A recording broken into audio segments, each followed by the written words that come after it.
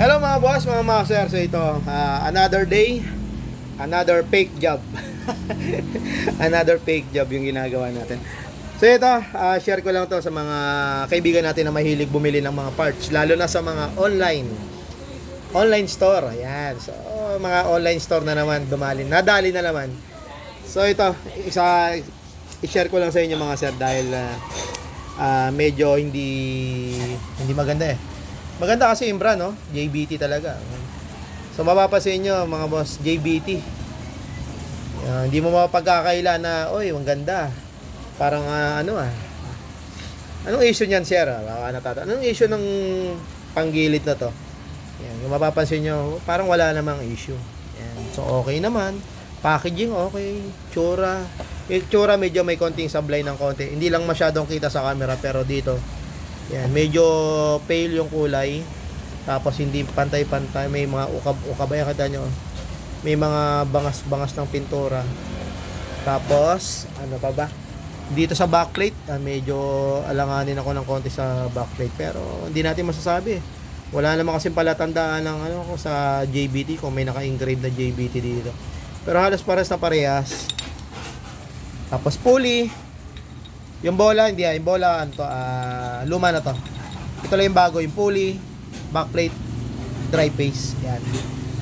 So, ito again, galing to sa online store mga boss. So, hindi to galing sa mga shop. So, matitingnan nyo, okay naman. Wala namang problema. So, nung sabi ko nga kay sir, parang medyo dehado tayo. So, tingnan nyo dito. Pakita ko sa inyo. Ayan, makita nyo.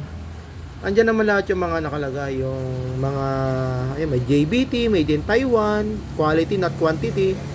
Yun yung dating ginagamit ko rin na yun na time na punchline, quality not quantity. Yan. So ito yung naging issue niya mga boss. So pati yung nito bago na rin, yung kanyang bushing, collar collar bushing, ibig sabihin yung bushing, yung tawag kasi natin yung bushing pero talaga sa parts catalog, collar spacer. Ayan, collar. So ito yung naging issue niya mga boss. Hindi ko alam kung bakit naging ganito. Tingnan yung maigi. Diba?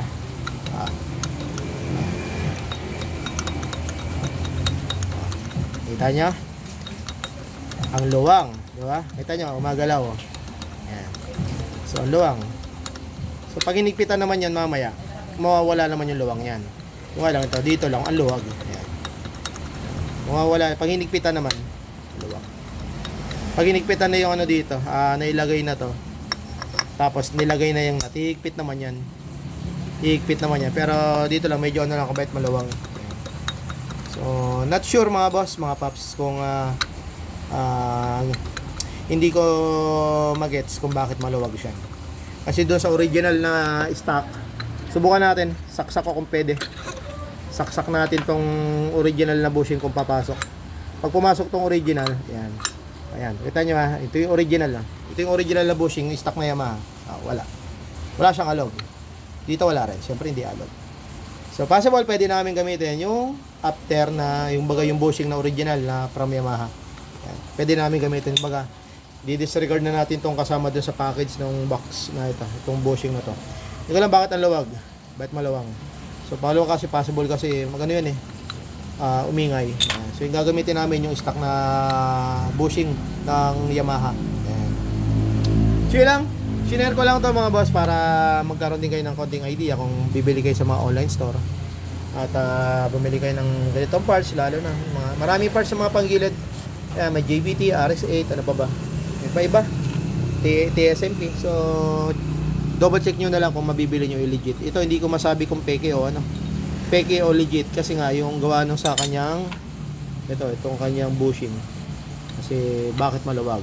Hindi katulad nitong sa original, masikip Itong yung kasama niya, yung kasama do sa mismong lagayan nga. Hindi ko lang sure pero sa tingin ko hindi maganda to kasi magkakaroon ng alog talaga yan Ayan. So yan, gagamitin namin yung stock. Ito ang gagamitin natin. So, hindi ko lang alam kung magkasing size. Susukatin ko muna kung magkasing haba. Ayan. Para ma-identify natin kung ano bang pares lang ba. Same lang. Same lang ng mga sir. Same lang naman. Same lang naman yung haba, walang problema. So ito na lang yung gagamitin para at least walang alog. Yes. So lang mga boss. Sinare ko lang para may idea kayo kung anong gagawin pag bumili kayo ng ganito. Kung baga na-experience siya maluwag. So itong gagawin nyo. Palitan nyo ng bushing. Collar spacer o kayo. Tawag dito collar spacer o bushing tawag. Yan. So lang. Sinare ko lang mga boss dito sa Motor House. Dito sa Doc Arman. God bless natin lahat.